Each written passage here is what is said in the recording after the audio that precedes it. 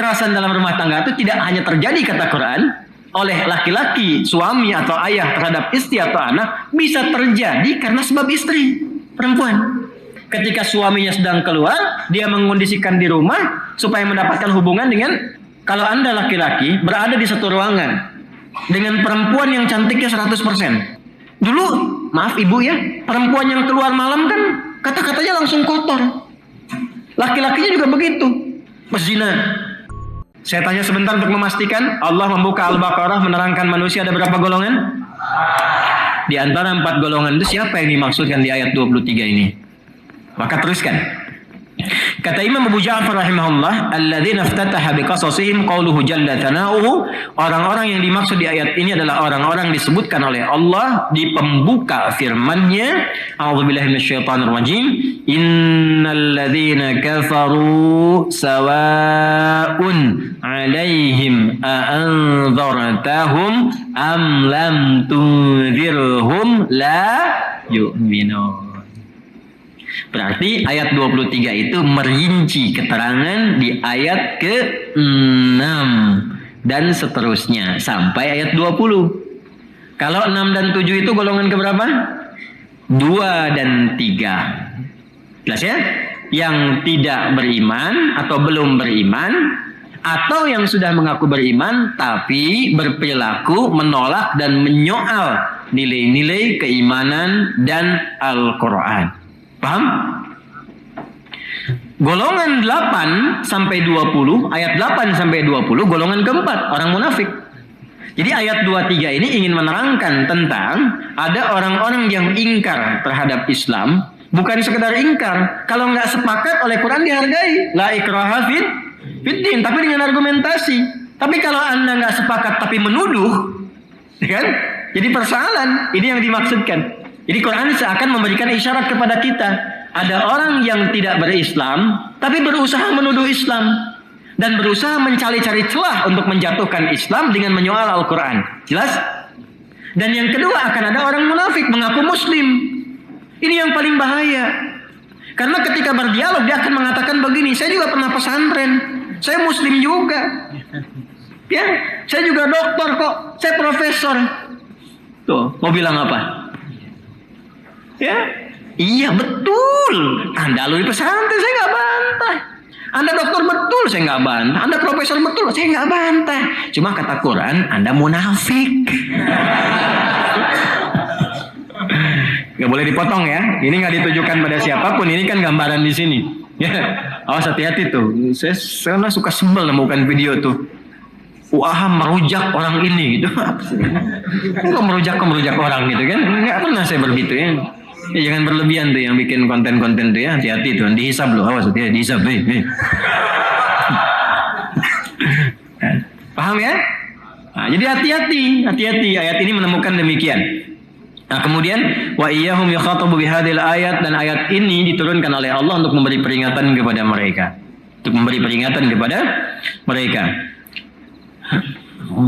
Kemudian uduraba'ahum ya'na biha qala Allah jalla thana'uhu wa in kuntum ayyuhal musyrikun minal arabi wal kuffar min ahli alkitabaini fi syakkin wa huwa raib mimma nazzalna ala 'abdina Muhammadin sallallahu alaihi wasallam minan nuri wal burhani wa ayatil furqani annahu min 'indi wa anni alladhi anzaltuhu ilayhi falam tu'minu bihi wa lam tusaddiquhu fima yaqul fa'tu bihujjatin tadfa' hujjatah. Allahu akbar. Ya, seakan Allah ingin mengatakan, kata Abu Ja'far rahimahullah, hei para orang-orang yang musyrik, hei orang-orang yang ingkar, hei orang-orang yang munafik, kan? Kalau kalian mengingkari apa yang telah aku turunkan berupa wahyu kepada Nabiku Muhammad sallallahu alaihi wasallam, dan di dalamnya bukan hanya isi bacaan, kata Allah ada nur, cahaya.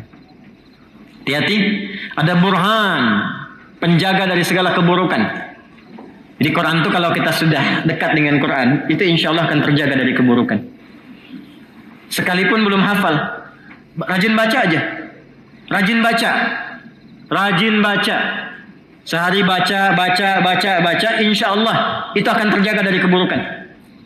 Karena burhan itu tidak pernah ditampilkan dalam Al-Quran kecuali salah satu maknanya penjaga dari keburukan.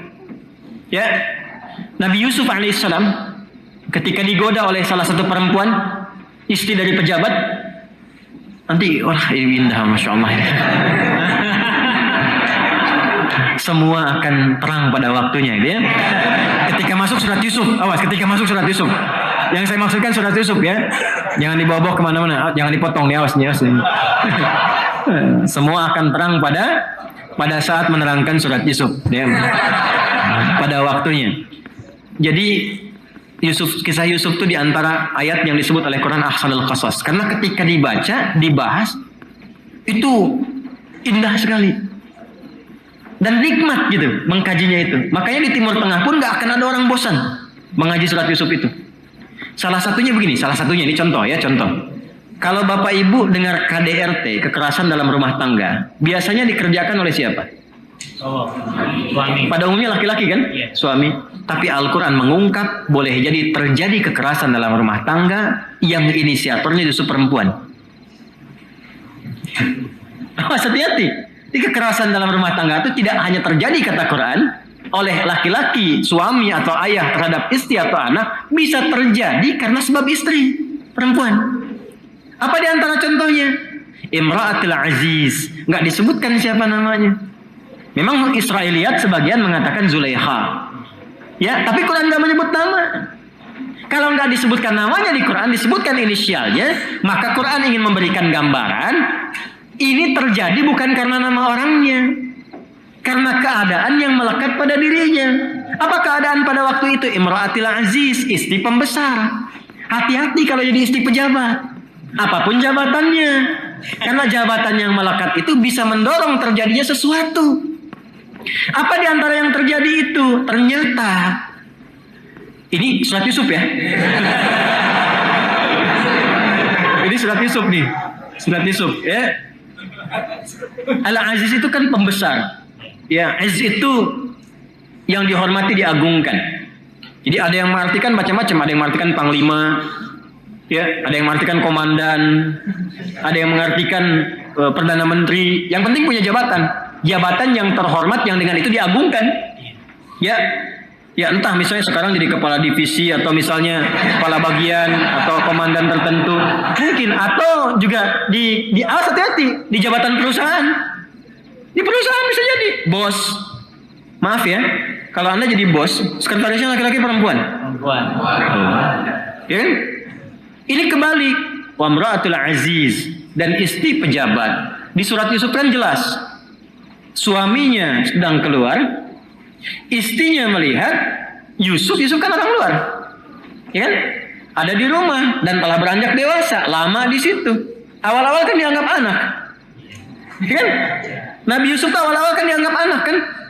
Ya ini anak kita, ini dirawat dan sebagainya. Lama-lama jadi suka. Lama-lama, ya kalau cinta itu biasanya bening, ya kalau suka itu bermasalah gitu kan. Nah ketika suka terjadilah sesuatu. Apa yang terjadi? Berusaha kan? Ya berusaha untuk mendapatkan sesuatu yang ingin didapatkan dari Yusuf. Artinya tindakan yang tidak baik. Ketika suaminya sedang keluar, dia mengondisikan di rumah supaya mendapatkan hubungan dengan Yusuf alaihissalam, dan itu direncanakan dengan sangat luar biasa. Wa ghallaqatil abwaab wa qalat hayta lak. Pintu ditutup pelan-pelan. Ghalaqah itu pelan-pelan. Ini menunjukkan pintunya bukan cuma satu.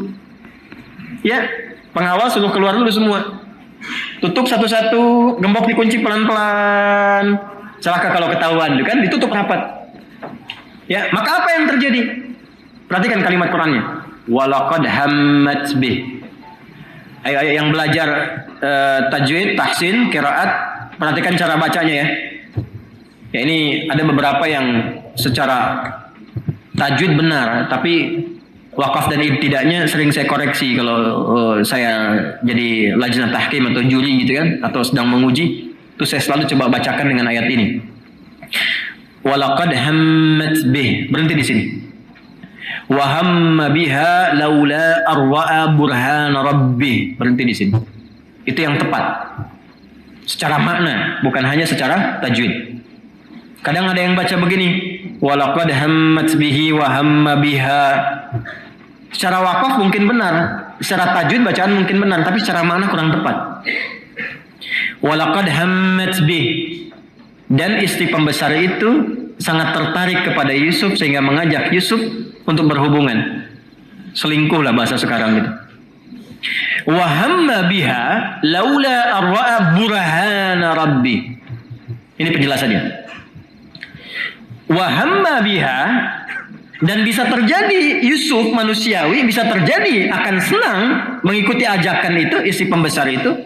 Laula arra'a burhana rabbi, kalau tidak mendapatkan burhan dari Rabbnya. Karena beliau itu nabi dan rasul, maka punya sifat maksum, terjaga dari itu karena maksum. Tapi kan saya, Anda, kita tidak maksum. Saya tanya pada Anda ya, kalau Anda laki-laki berada di satu ruangan dengan perempuan yang cantiknya 100%. Hah? Ya orang kan katakan kalau cantik relatif, kalau jelek mutlak gitu kan. Kata orang. Tapi saya katakan cantiknya 100% lah. Biar nggak ada tafsir lagi. Ya. Dan dia merayu Anda dan nggak ada orang lain. Secara naluriah, Anda sambut nggak? Hah? Budak-budak. Naluriah tertarik gak Anda? Gak ada orang di kamar berdua cantiknya 100%. Ayo mas, kapan lagi? Gitu kan? Coba. Mumpung gak ada orang, gitu kan? Mungkin gak Anda mengatakan saat itu, tapi kan ada Allah. Ayo, tuh. Ini wajah-wajah nggak yakin bu. Hafalannya setengah-setengah tadi kan. Kalimat yang terakhir itu, tapi kan ada Allah, itu nggak mungkin muncul kalau nggak ada burhan. Itu nanti akan menghunjam hati kita. Jangan lakukan. Gertak di jiwa kita itu. Ya, itu yang menjadikan di antara orang mulia. Cobalah baca kisah-kisah orang saleh. Pernah kejadian setelah itu digoda. Ada seorang tuan rumah bawa dia ke dalam, digoda. Kalau enggak saya teriak kamu akan perkosa saya. Tiba-tiba apa yang terjadi? Iya boleh sebentar. Tapi aku kan mandi dulu. Enggak enak kalau begini. Masuklah dia ke toilet, dia lumuri badannya dengan kotoran. Ketika keluar, maka si perempuan itu merasa jijik, mengusir dia langsung pergi. Ya, maka dia bersyukur kepada Allah setelah itu, ya Allah. Ya aku bersyukur kepadamu yang memberikan kepadaku petunjuk untuk melumuri dengan kotoran. Maka orang ini setelah itu meninggal dunia dan di tubuhnya keluar bau harum sebagai ganti dari kotorannya.